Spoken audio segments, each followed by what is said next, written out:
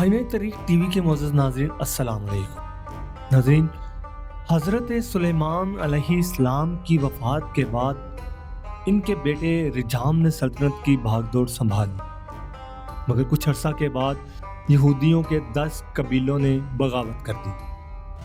مورخین نے اس بغاوت و جرت کی وجہ حضرت سلیمان علیہ السلام کی وفات کے بعد شیطان کی طرف سے ان کے تخت کے نیچے رکھے جانے والی جادو کی کتابوں کا ان 10 قبیلوں کے سرداروں کا لے لینا تھا۔ بھگدڑ میں ان سرداروں نے، جو اس وقت حضرت سلیمان علیہ السلام کے دربار میں درباری کی حیثیت سے تھے، موقع سے فائدہ اٹھایا اور وہ کتابیں اٹھا کے یہ الزام لگایا کہ نعوذ باللہ حضرت سلیمان علیہ السلام نبی نہیں بلکہ جادوگر تھے، اور ان کتابوں کو اپنے پاس رکھ لیا۔ بعد میں جب رجام بادشاہ بنا تو ان سرداروں نے ان جادو کی کتابوں سے فائدہ اٹھایا اور ایک الگ سلطنت، جسے سلطنت اسرائیل یا سامریہ کا نام دیا گیا، بنا لی۔ رجام کے بعد اس کا بیٹا اور حضرت سلیمان علیہ السلام کا پوتا ابیہا بادشاہ بنا، تو کسی طریقے سے اس نے ان سے کتابوں کو حاصل کر لیا اور ان پر عمل پیرا یہودیوں کو قتل کروا دیا۔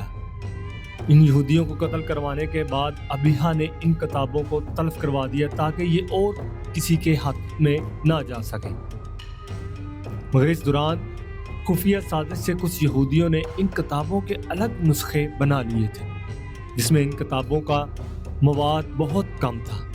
ان کتابوں کو گریمورس کہا جاتا ہے اور یہ آج تک یہودیوں کے پاس موجود ہے۔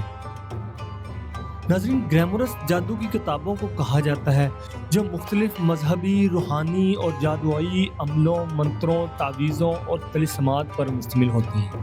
یہ کتابیں زمانہ قدیم سے مختلف ثقافتوں اور مذاہب میں موجود رہی ہیں اور انہیں جادوگروں، کاہنوں اور روحانی علم کے ذریعے استعمال کیا جاتا ہے۔ حضرت سلیمان علیہ السلام کے بارے میں یہودی روایات اور اسلامی تعلیمات میں ان کی حکمت، علم اور اللہ کی طرف سے عطا کردہ خاص قوتوں کا ذکر ملتا ہے۔ قرآن پاک میں حضرت سلیمان علیہ السلام کو ایک عظیم نبی اور بادشاہ کے طور پر بیان کیا گیا، جنہیں اللہ نے جانوروں، جنات اور ہواؤں پر اختیار عطا کیا تھا۔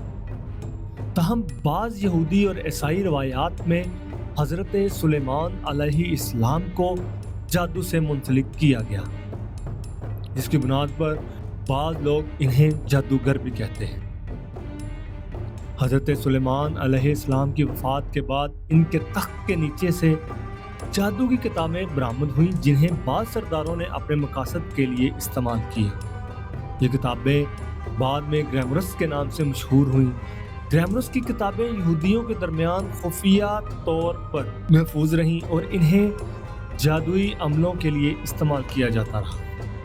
ناظرین، گریمورس کی جو مشہور کتابیں ہیں، ان میں کی آف سیلومن، یہ کتاب حضرت سلیمان علیہ السلام سے منسوب ہے اور اس میں جادوئی عملوں، طلسمات اور روحوں کو قابو کرنے کے طریقے بیان کیے گئے ہیں۔ اس کتاب کو جادو کی دنیا میں ایک اہم ترین کتاب سمجھا جاتا ہے۔ نمبر 2، لیزر کی آف سیلومن۔ یہ کتاب بھی حضرت سلیمان علیہ السلام سے منسوب ہے اور اس میں جنات اور روحوں کو قابو کرنے کے طریقے درج ہیں۔ اس کتاب کے 5 حصے ہیں، جن میں سے ایک آرسی گوئٹیا سب سے مشہور ہے۔ Number 3، the book of ریزل۔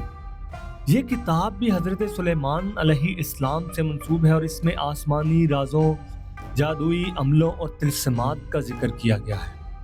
ناظرین، نمبر 4، ٹکاٹریکس۔ یہ کتاب عربی میں لکھی گئی تھی اور بعد میں لاطینی زبان میں ترجمہ ہوئی۔ اس میں نجومیات، جادو اور طلسمات کے بارے میں تفصیل سے آگاہ کیا گیا ہے۔ گریمورس کی کتابیں قرون وسطیٰ اور نشاطہ الثانیہ کے دور میں یورپ میں بہت مقبول ہیں۔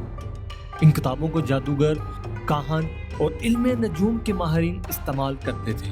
ان کتابوں میں نجومیات، کیمیا گری اور روحانی علوم کے بارے میں معلومات ہوتی تھی۔ یہودی، عیسائی اور اسلامی تعلیمات میں جادو کو عام طور پر ممنوع یا حرام قرار دیا گیا ہے۔ قرآن پاک میں جادو کو شیطانی عمل قرار دیا گیا ہے اور اسے کفر کے قریب تر بتایا گیا ہے۔ اسی طرح یہودی اور عیسائی روایات میں بھی جادو کو ناپسندیدہ عمل سمجھا جاتا ہے۔ ناظرین، گریمرس کی کتابیں تاریخی اور ثقافتی اعتبار سے اہم ہیں، لیکن انہیں مذہبی تناظر میں احتیاط سے دیکھا جاتا ہے۔